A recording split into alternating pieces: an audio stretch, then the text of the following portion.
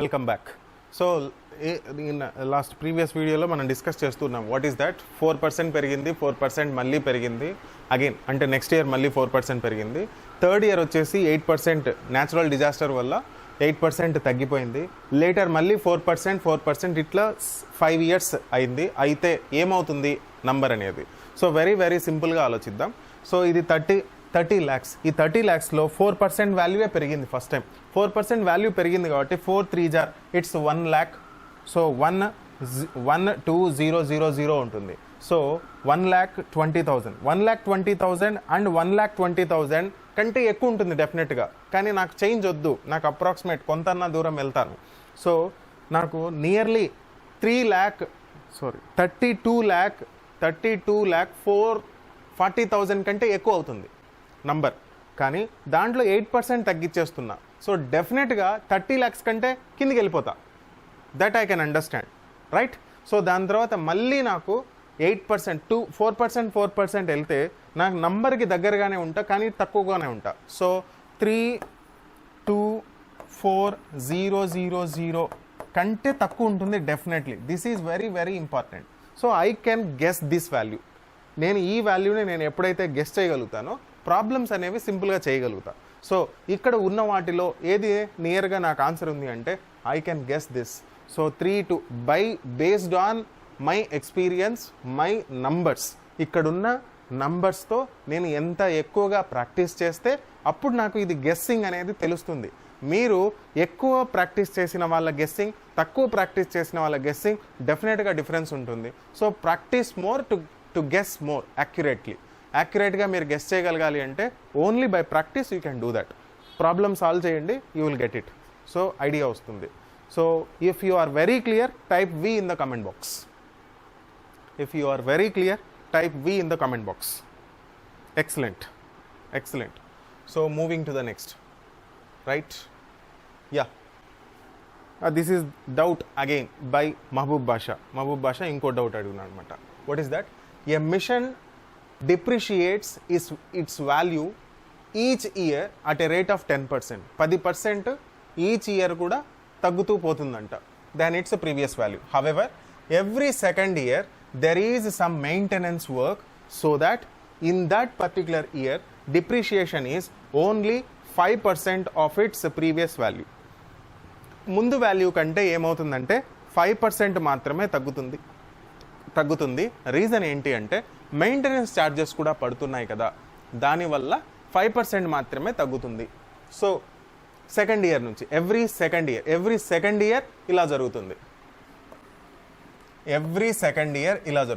Each year 10% తగ్గుతుంది, every second year 5% తగ్గుతుంది అని క్లియర్గా చెప్తున్నాడు. Okay, so that if the end of the fourth year ఎండింగ్లో, అంటే ఫస్ట్ ఇయర్ జరుగుంటుంది, సెకండ్ ఇయర్ జరుగుంటుంది, థర్డ్ ఇయర్ జరుగుంటుంది, ఫోర్త్ ఇయర్ కూడా జరుగుంటుంది, because it's at the end of fourth year. So 4 operations అనేవి జరుగుతాయి అన్న విషయం మనకు తెలియాలి. 10% తగ్గుతుంది, 5% మాత్రమే తగ్గుతుంది, 10% మళ్ళీ తగ్గుతుంది, 5% మాత్రం డెఫినెట్గా తగ్గుతుంది అనే విషయం మనకు తెలియాలి. So if the end of the fourth year the value of the machine is 1,46,205, then find the value of a machine in the బిగినింగ్లో ఎంత అనే విషయం వాళ్ళు అడుగుతున్నారు. సో ఈ టైప్ ఆఫ్ క్వశ్చన్ మనం సాల్వ్ చేయాలంటే మనకు తెలియాల్సింది ఫస్ట్ ఇయర్ ఎంత ఉందో నాకు తెలియదు, నాకు కావాల్సింది నంబర్. సో ఆ నంబర్ని నేను ఏం చేస్తా అంటే ఫస్ట్ ఇయర్ 10% డిప్రిషియేట్ అయింది కాబట్టి 9/10. సో 9/10ను మల్టిప్లై చేస్తే 90% వాల్యూ అవుతుందనే విషయం తెలిస్తే type C in the comment box. So 90% value అవుతుంది అన్న విషయం తెలిస్తే type C in the comment box,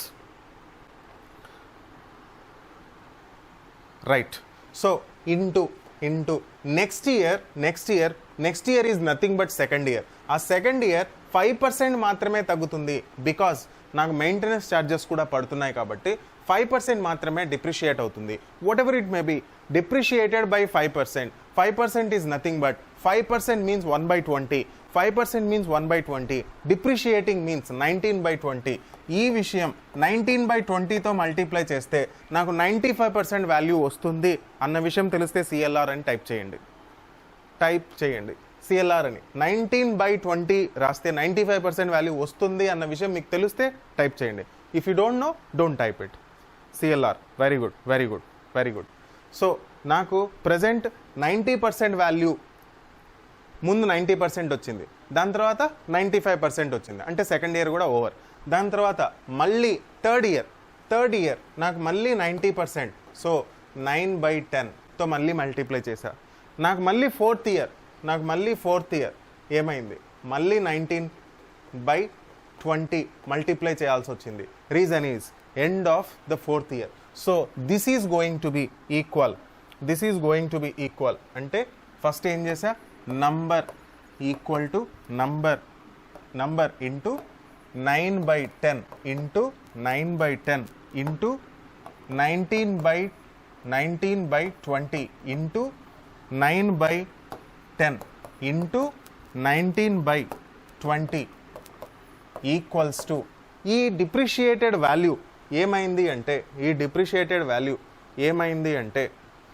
1,46,205 అయింది. 1,46,205 అయింది. దీన్ని సాల్వ్ చేయండి, you will get the number. మీరు డైరెక్ట్గా 19తో డివైడ్ చేస్తారా చేయండి, 9తో డివైడ్ చేస్తారా చేయండి. 9తో పోతుందా లేదా అని దానికి వెరీ సింపుల్. 1 + 4 5, 5 + 5 ఇది 8, 18. 9తో డెఫినెట్గా పోతుంది. Please do it and let me know the number. There is a doubt regarding how I am getting 19/20. 19/20 అనేది ఎలా వచ్చింది అనే వాల్యూ. 19/20 అనేది ఎలా వచ్చిందంటే బికాస్ 5% ఈజ్ డిప్రిషియేటెడ్. 5% తగ్గింది అనే దానికి నేను ఎలా కనుక్కుంటా అంటే ఒక నంబర్ని 95 డివైడెడ్ బై 100తో మల్టిప్లై చేస్తే చాలు అన్నది లాజిక్. సో 95/20 అన్నది ఎంతవరకు తెలుసు, అందరికీ తెలుసా? 95%, 100లో 5% తీసేస్తే 95% అన్న విషయం ఎవరెవరికి తెలుసో, ఎవరికైనా డౌట్ ఉంటే please type in comments. So దీంట్లో డౌట్ ఉంటే 100 - 5% లెస్ కాబట్టి 95/100. So if you get a doubt type D in the comment box. If you are clear, type C in the comment box regarding 95/100. Clear. So 95/100 is nothing but 5తో cancel చేయండి. 5 19 times, 5 20 times. So I can use 19/20 అనేది డైరెక్ట్గా use చేయొచ్చు. Not just this is not only the logic here is 5% depreciation is nothing but 1/20.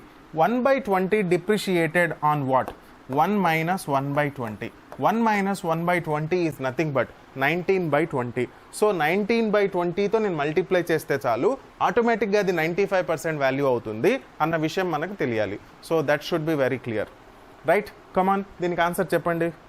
Number ఎంత? So as you are telling it's 2 lakh. So 2 లక్షలు అనేది మీకు చెప్తున్నారు. Okay, so దీన్ని మనం ఇంకా ఈజీగా ఏమన్నా చేయొచ్చా అంటే దీంట్లో క్యాన్సిలేషన్స్ తొందరగా ఫాస్ట్గా చేస్తాం అంతే, nothing more than that, right? 9తో క్యాన్సిల్ చేసేస్తాం, మళ్ళీ 9తో క్యాన్సిల్ చేసేస్తాం, లేదా 19తో క్యాన్సిల్ చేసేస్తాం. You will get your values. So 2 2s are 4. So 4తో ఇక్కడ మల్టిప్లై చేస్తాం. ఇదంతా మీరు డివైడ్ చేస్తే ఇక్కడ 5 వస్తుంది. 5 into 4 you will get a 20, all zeros, that's it. So moving to the next question. We are from Masters Academy and we are providing all these courses. Due to lockdown, at present we are conducting only the live sessions, live classes. Okay, moving to the doubt by Reshma. So ఏంటి ఈ question ఏంటి? Due to a fall in a manpower తగ్గడం వల్ల, due to a fall in a manpower the production in a factory decreases by 25%. Production వచ్చేసి 25% తగ్గిపోయిందంట. Okay, by what percentage should the working hours should be increased to restore the original product?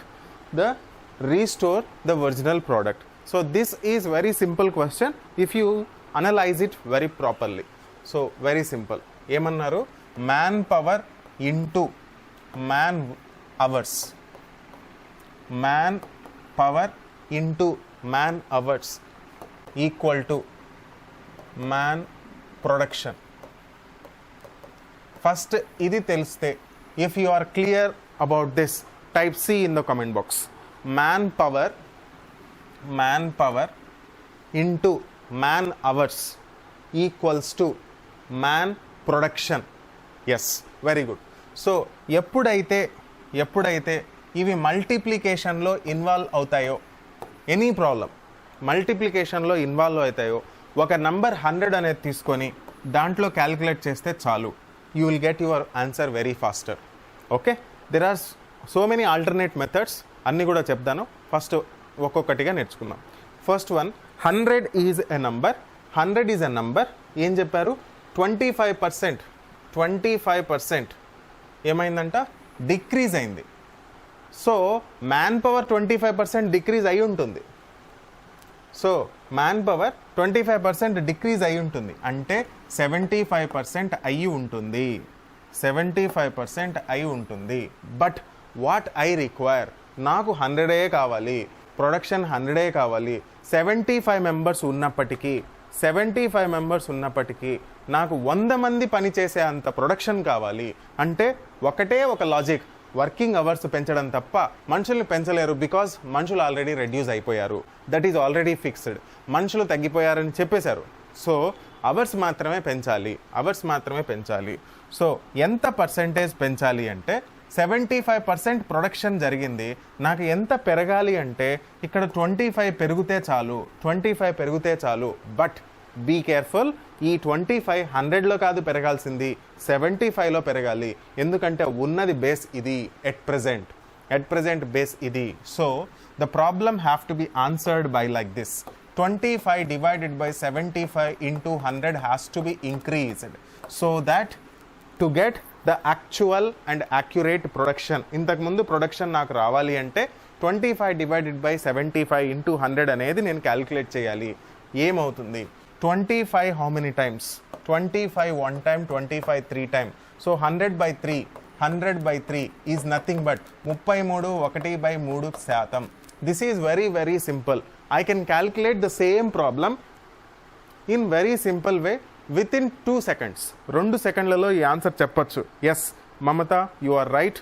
33.33, that is approximate value. Mahbub Basha, you are extremely good. It's 33 1/3%.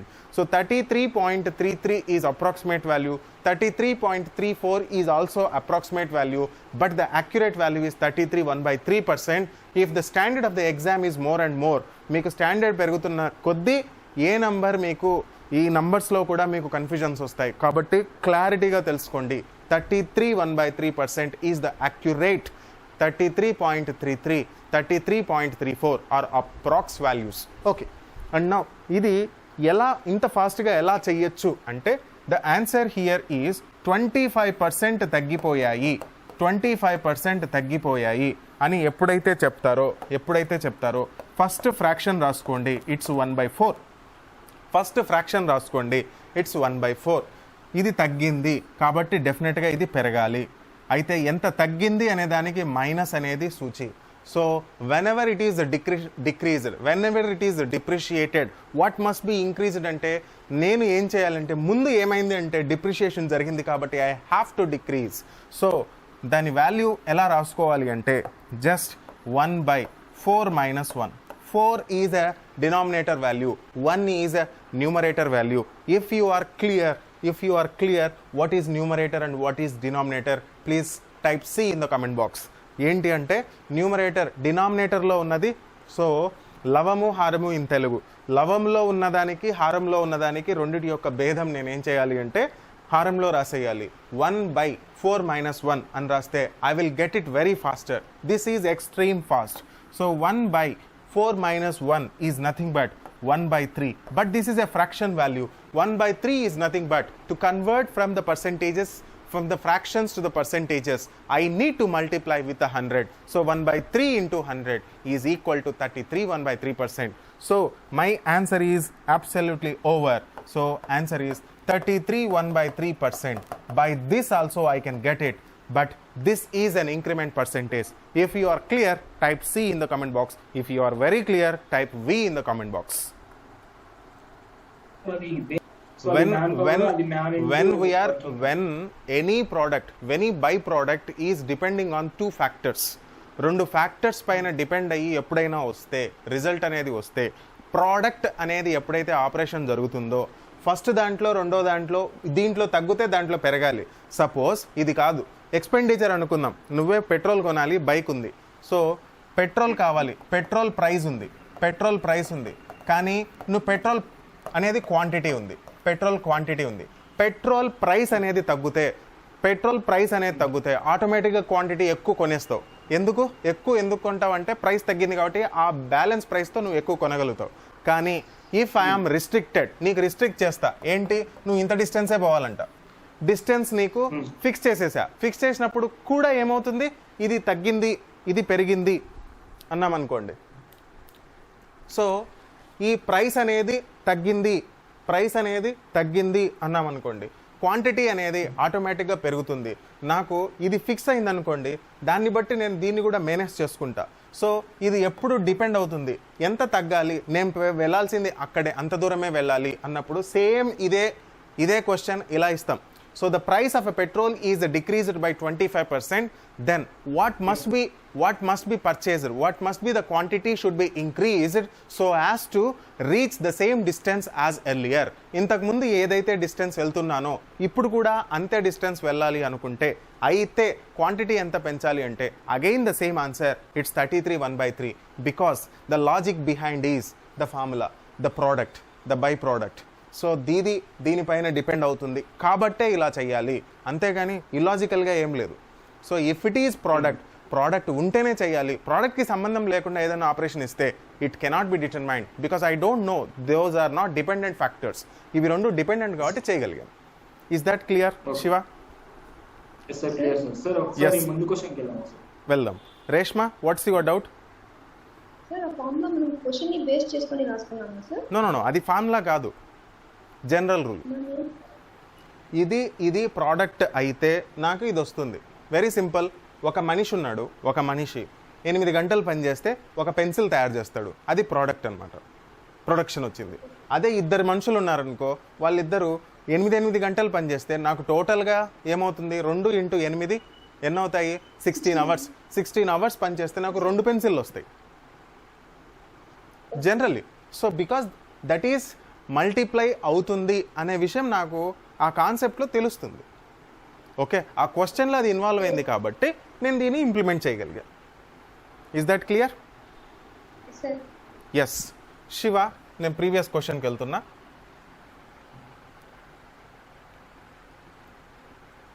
No,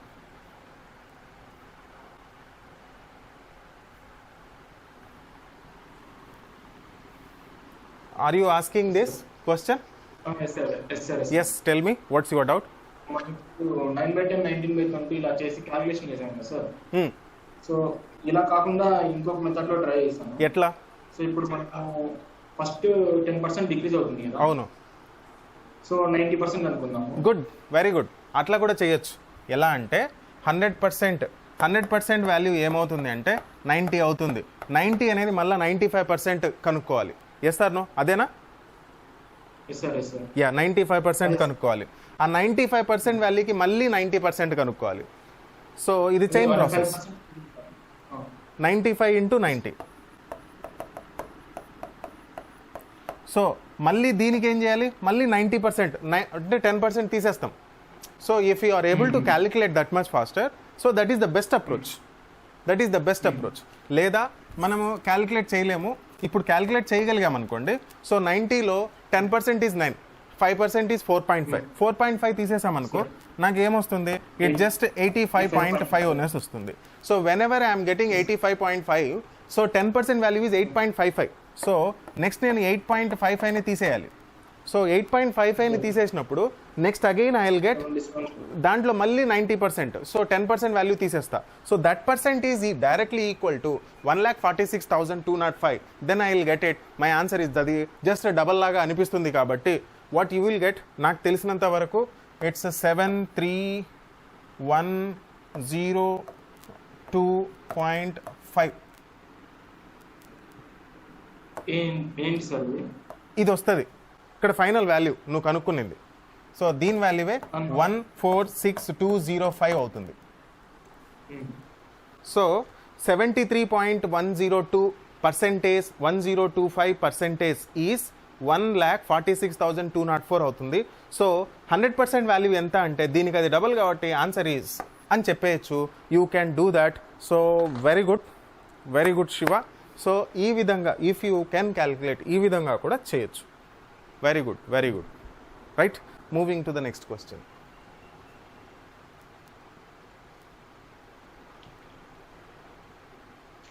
yeah, so this is again the question asked by Reshma అడిగింది ఈ question. So దీంట్లో ఏంటంటే a shopkeeper employed a servant at a monthly salary of 1,500 రూపీస్కి మంత్లీకి తన శాలరీకి 1,500 రూపీస్కి పెట్టుకున్నాడు. అయితే in addition to that తనకు 1,500 కాకుండా ఎక్స్ట్రా ఇస్తున్నాడు. ఏంటది?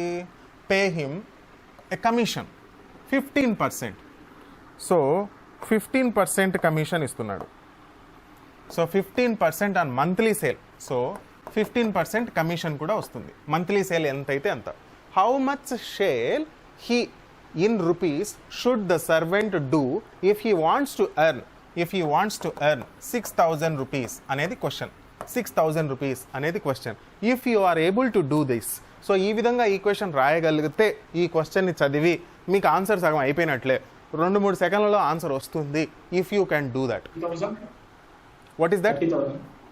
So 30,000 is the answer. So ఆ సెకండ్స్లో ఎందుకు వచ్చిందంటే ఇది క్లియర్గా అర్థమైతే ఆన్సర్ ఈజ్ 30,000 అని చెప్పేస్తాం. Very simple. So answer is over. If you get any doubt అంటే ఇంతవరకు ఈ స్టెప్ వరకే, ఈ స్టెప్ తర్వాత కాదు, ఈ స్టెప్ వరకు if you face any trouble type N in the comment box. If you are very clear type C in the comment box. Very good. So very good Mamata, very good Yogita. So 1,500 is a value. So 6,000 is again a value. So now I am very clear that so 15% value is nothing but 6,000 minus 1,500. So it's 4,500. 15% value 4,500 కాబట్టి 15% value 4,500. 15 one time, 15 3 time. So 1% is 300, 100% is 30,000. Answer over. 1% is 300. So 100% is 300 ki 00 add chestam. The answer is over. Very simple. If you are very clear, type V in the comment box. So moving to the next question.